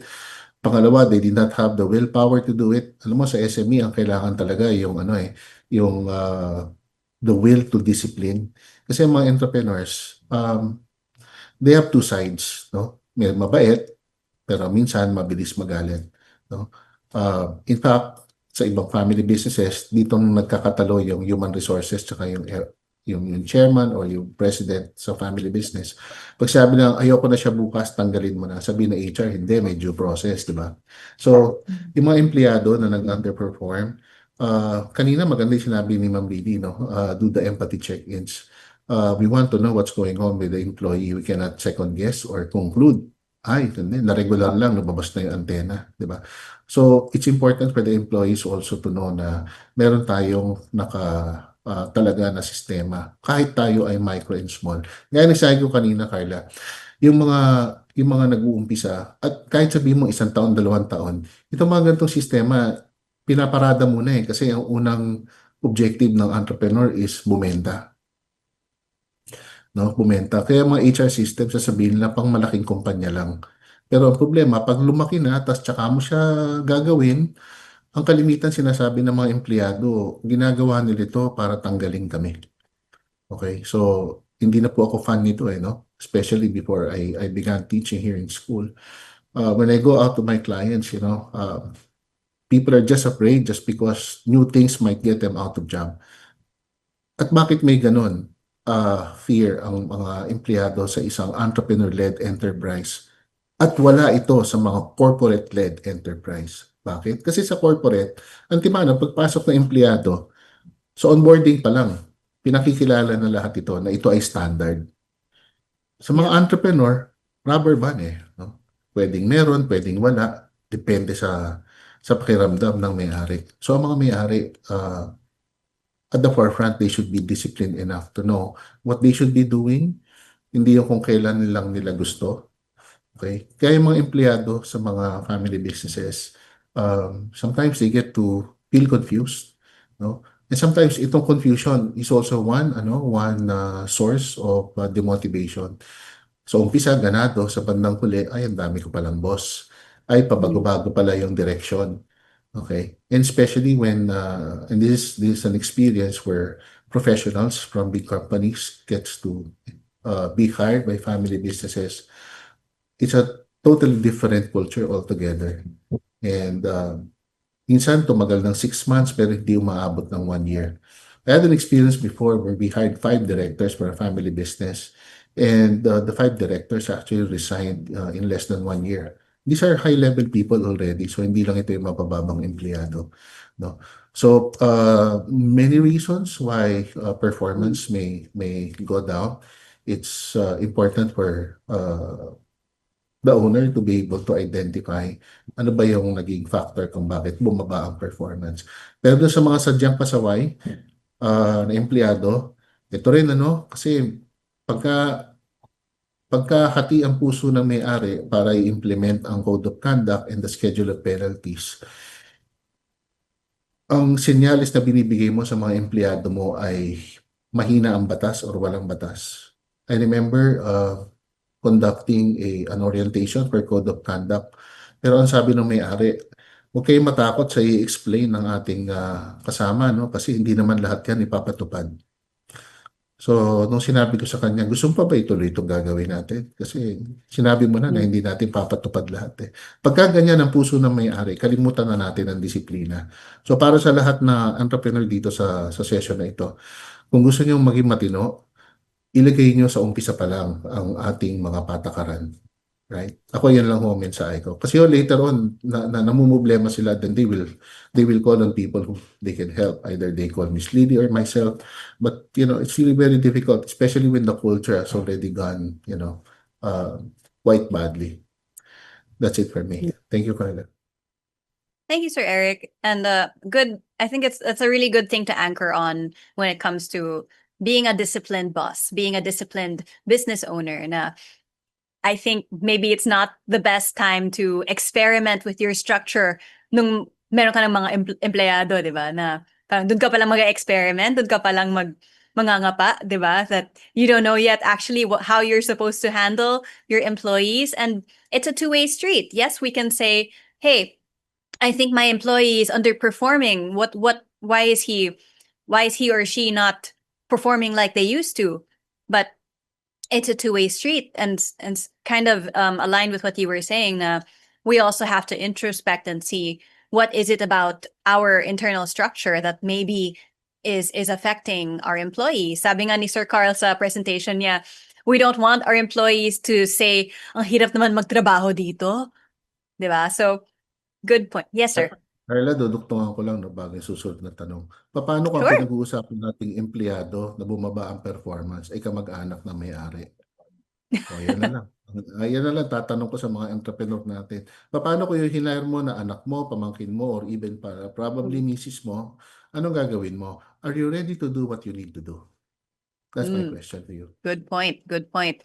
Na which presents also the problem that Miss Lily gave us earlier. Na or was it you, Sir Eric? Na will you go with someone who is trusted or someone who is competent? Diba? So there are hard choices that have to be made when we are hiring, when we are operating already. And of course, as you say, always making sure we're compliant with all of the labor laws, all of the tax laws. It's a lot that you have to be prepared for, no? So and of course it's a reasonable concern that maybe there are concerns about how much this would cost them. So that brings us to our question for Sir Carl, which says here, Sir Carl, for small businesses, isn't it cheaper to hire someone for repetitive tasks instead of investing in expensive automation? Does automation only make sense as the business grows? Yeah. So, Oh, sorry. ang ganda ng Was this- tanong. Yeah. Yeah. Go ahead, sir. Yeah. So, I like that question. So, that's why, sabi ko nga dito sa consulting, no? So, in Globe, we don't just basically go out there and sell solutions. No? As I mentioned earlier, what we do is we sit down with you, focus on ano ba yung pain points nyo. Diba? So, tama yung tanong eh. That's why I sabi ko nga, transformation, digital transformation is indeed a journey. No, hindi yan doesn't come overnight. Naisip ko, magdi-digital transformation ako, bibili na ako ng ganito, ganyan. 'Di ba? Bibili ako ng HRIS, bibili ako ng ganitong platform. Pag ganun kasi yung thinking, your digital transformation initiative is bound to fail. 'Di ba? So, that's why, yun nga, yung sinasabi. Tama yung tanong, tama rin yung baka mas cheaper sa akin na mag-manual muna. Di ba? So, tama yun eh. Pero there will come a time, a point in time in your business that it will grow. Hindi na manageable sa'yo to be able to just do manual. For example, manual tracking ng payroll mo. Kasi for example, kung sinabi mo sa akin, isa pa lang yung empleyado mo, or tatatlo, 5, definitely ako, I will not subscribe na kuha ka ng HRIS or something like that. Na pagkamahal-mahal. Na, I mean, hindi siya mahal, but of course, you will spend something. Diba? Because one thing we do also is we help you justify, ano ba yung business case? Diba? Business case meaning, ano ba yung, will the cost of doing that automation, diba? Being able to outweigh by the value that it will bring to your business. So, laging ganun yung drive namin. That's why, what we normally do is really to talk to you. It really starts with a conversation. Na hindi pwedeng, sige, punta ako dyan, mag-hard sell ako. Bentahan kita ng ganitong serbisyo, pero hindi mo naman pala siya kailangan. Diba? So, andito kami para tulungan kayo to be able to journey. Kaya ang tawag natin dito, journey. So, kung makikita nyo kanina, atras tayo dun sa pinakita kong, di ba, yung maturity, digital maturity ng bawat kumpanya. Na merong nagsisimula pa lang, tapos may adapter, tapos going to the advance. So, dapat as you grow, so as the technology. Ganun yun eh, sumasabay. So yung technology mo is an enabler. Tandaan nyo, sabi nga ni Miss Lily, not too much to be dependent. Titignan mo rin, ano ba yung gagamitan ko yung technology versus yung talagang kailangan na human touch, di ba? So, ganun din yun, di ba? So at the very minimum, sasabihin ko sa'yo right now to start with, sige, simula ka muna. Importante, syempre, meron kang pundasyon. Ano ba yung kailangan mo? Syempre, connectivity to be able to communicate with your customers. Yan yung very basic. Now, yung other things, titignan natin. Di ba? Ngayon, doon pumapasok yung consulting namin as Globe. Na being able to help you, what will really make sense to you as a business. Di ba? Kasi we are here not just, kaya ang treatment namin sa customers is, you are not just a client. Eh. We are partners here. Diba? So yun naman yung vision namin sa Globe na we want to partner with you to help you grow. Because kami rin mismo as a company, no, marami rin kami pinagdaanan when it comes to transformation. And naiintindihan namin na hindi yan basta-basta bibili ka lang ng technology. Because at the end of the day, iisipin mo, lalo na kung ikaw yung owner, will this make sense to me? So, tutulungan namin kayo dun na pakita i-present sa inyo, ma-justify nyo sa sarili nyo na, oh, ito yung, tulungan namin kayo, ito yung magiging ROI niyan. And at the same time, this is how other businesses do it, with yung similar businesses do it. Yeah. So, ganun siya. So, tama yung question eh. So, at some point, yes, it will be more practical for you to do it manually. But there will come a time as you grow. Kasi syempre, as a business, ang gusto mo naman to grow eh. Diba? Yun naman, wala naman siguro ditong business na gusto dito ka lang. And for the next 5 years, next 10 years, dito lang rin ako. Of course, your vision is to grow. And as you grow, doon makikita mo na doing it manually will somehow be more expensive versus automating it. Because as mentioned earlier, I think consistent kaming tatlo, sinabi namin, na as you grow, sometimes pag yung sobrang manual, binubusisi mo, wala ka ng time, yung pinaka-importanting bagay, no, not just the gastos, not just looking at it on a cost perspective, but yung pinaka-importanting bagay like thinking about strategy, thinking about your employees' welfare as you grow, nawawala eh. Diba? So, yun yung kailangan nating tingnan. So, yun siya. So, that's why ang key dito, it's a journey. Thank you so much, Sir Carl. And I think it's such a good thing to keep in the back of your mind na, okay, it's fair to say, okay, when I'm very, very small, okay lang yung mano-mano. When you're starting out, you're saving, you're trying to kind of save on expenses.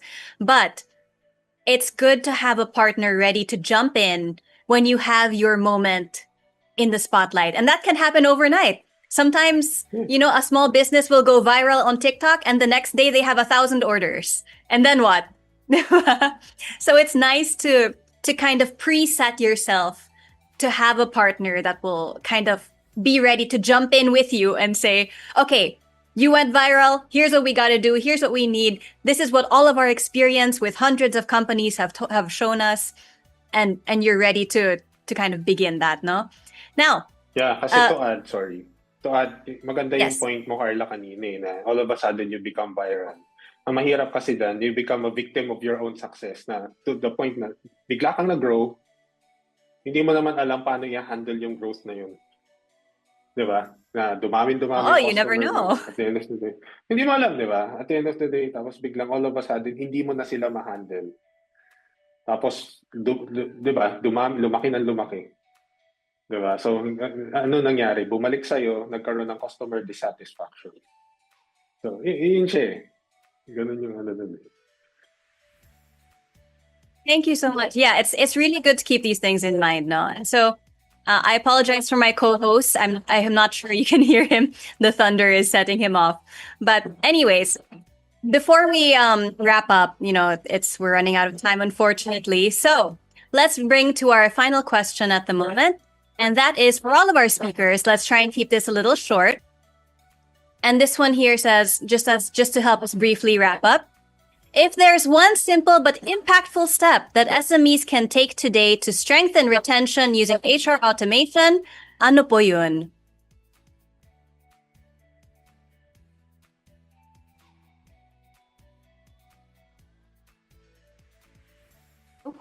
Sorry, let me throw that to you first, Miss Lily. Okay. I earlier mentioned na I've worked with MSMEs, no, in my work as a consultant. So siguro ito sasabihin ko, sagot dun sa question mo, sasabihin ko as based on my experiences. So siguro if there's anything na automation can help our MSMEs with, is for them to make sure that lahat na yung sinabi ni Sir Eric kanina, lahat ng basic requirements of the law are put into place. Kasi madali itong i-automate eh. Kasi ano yan eh, dekahon yan. Very fixed, very standard, very, very consistent. So, kasi marami pa rin akong nakikita na yung sinabi rin ni Sir Eric kanina na ito muna, wag yan, ito, wag yan. But in reality, all of these things are required by law. and we are compelled to follow. So kung naka-automate siya, hindi na natin siya makakalimutan, hindi natin siya ma-overlook. Mahal, maybe we will have to spend a little more, we will have to allocate a little more budget for that. Pero may I just remind everyone na mas mahal po ang labor case. Kasi mas mahal po ang labor case. So, so ako para 100%. sa akin, ha? Ano yun? Yeah, 100% agree. Yep. So para sa akin, the very basic requirements of the law is what we as small and medium enterprises need to comply with, because this is what the people deserve, this is what the people are entitled to, and it is our obligation as employers to provide the very basic requirements of the law. Pwedeng mas mahal, but in the long run, if I may quote si Carl, in the long run, mas mapapamahal po tayo. Kasi mas malaki ang mabayaran natin sa labor case. At pag natalo tayo, mas lalong doble or minsan triple ang mabayaran natin. Yun lang po. Thank you very much. Thank you, Miss Lily, and thank you for all of the insights you shared with us today. I think nice. It's a very cautionary but also important detail to keep in mind that we end with, that you might be saving nickels and dimes right now, but if you get hit with a labor case, what happened to all of your savings? Ganun din. Sir Eric, same question as we wrap up. Right. So, hihiramin ko lang yung salitang ginamit ni Carl kanina, no? Which is enable. So, itong mga tools na to, digitalization, automation, and now AI, entrepreneurs should not be afraid, should not fear. We should learn and look at this as enablers for your growth, for your sustainability, right? At saan ito maia-anchor? No? Lagi natin naririnig yung dalawang salita na entrepreneur's mindset. No? Yung entrepreneur's mindset, hindi lang ito tungkol sa anong gusto ng entrepreneur at anong hindi. Ito yung sino ka kailangan maging. No? Ginagamit namin ito ni Ms. Lily sa coaching question. Who do you need to be when you're growing your business, and what do you need? Who do you need to be, who you need, and what you need? And now we are presented, as Carl mentioned, a lot of tools available from Globe and other sources. No? So ang tanong, sa tamang panahon, ikaw ba ay magiging willing na sumubscribe, bumili, at gamitin ng tama? No? So, these are enabling tools. Maisingit ko lang ito, no? I remember one company bought a very expensive tool para gamitin lang sa time and attendance. Tago na lang natin sa 3 letra na nag-umpisa sa letter S at nagtapos sa letter P. Tapos nung na-realize nila kailangan gamitin, tagal na po ito, 15 years. So, entrepreneurs, sinabi niya ni Carl kanina, sa tamang panahon, kung malaki na ang inyong kumpanya, sa tamang panahon, kung anong klaseng solution ang kailangan, ang tanong, ready ba kayo? Yan lang po iiwan ko sa ating mga entrepreneurs. Sir Carl, thank you so much for all of your insights, and really important that we are ready when that moment comes, when your time in the spotlight comes. Which brings us to Sir Carl. Same question as we get ready to say goodbye. So, okay. So, importante, I think, no? So, like for any entrepreneur, it's very clear sa inyo, where do you want to be? Ano ba yung strategy? So, doon lagi nagsisimula. Don't fall into the trap. So, for sure, lalo na kung palaki na yung business nyo, maraming lalapit sa inyong vendor, maraming lalapit sa inyong provider. They will tell you this is the best for you. Of course, at the end of the day, nobody will tell you na hindi kami yung best for you. But for as long as alam nyo ano yung kailangan nyo, yun nga sabi ni both Miss Lily and Prof. Eric, clear yung strategy nyo for your company, kaya nyong mag-decide. And again, yun nga, sabi ko kanina, yung tamang panahon, di ba? digital transformation is a journey. It's a journey. It's not a one-shot thing na kumbaga, naisip mo ngayon, gagawin mo, bibili ka, dahil tingin mo ito yung uso. No. Kailangan you have to do it with the right reason, in the right purpose. Na gagawin ko to dahil ito yung kailangan ko. This is the value that it will bring to my company, to my employees. And this is what I want to happen. Diba? So, para clear. Kasi at the end of the day, babalik ka kasi yung basic question, bakit ko ba ginawa to? To begin with. Bakit ko ba siya binili? Ganun siya. So, again, there's no right or kumbaga sabi ko nga, no one size fits all. Depende yan dun sa need ng company. Ano ba yung strategy? Ano ba yung journey? Ano yung roadmap na gusto nating tahapin?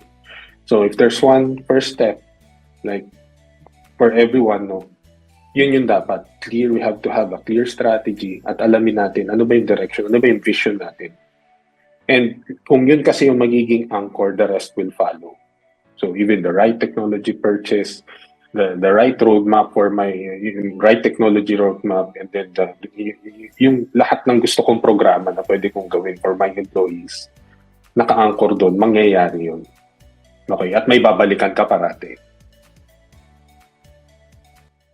Sir Carl, thank you for thank you for representing Globe Business and all of this discussion today, and kind of shedding more light on where we're at and what our friends who are with us today have to do in order to prepare their businesses for that moment. No, and as you said earlier, the digital transformation is not just a one-time event. This is something we have to keep on building, keep on working towards, and if we do it right, it'll be about people and not paperwork, which I think all three of you have, one way or another, have mentioned in your own way today. So, Lily, Eric, and Carl, thank you so much for your time today. Time really does fly when we're having these great discussions, but that's all the time we have for our fireside chat. We appreciate you so much. Everybody in the comments, I hope you can send some appreciation towards our three speakers, and we hope to hear from you again in the future. Thank you so much. All right, again, maraming salamat everyone for sharing your insights. That does wrap up our fireside chat. I hope we were all able to take home something that is applicable to our own businesses. I'm sure we do, and that we can continue to build our journeys through the things they have shared with us today. This has been your host, Carla Barreto, for Globe Business Breakthrough Masterclass webinar series, Small Biz Edition.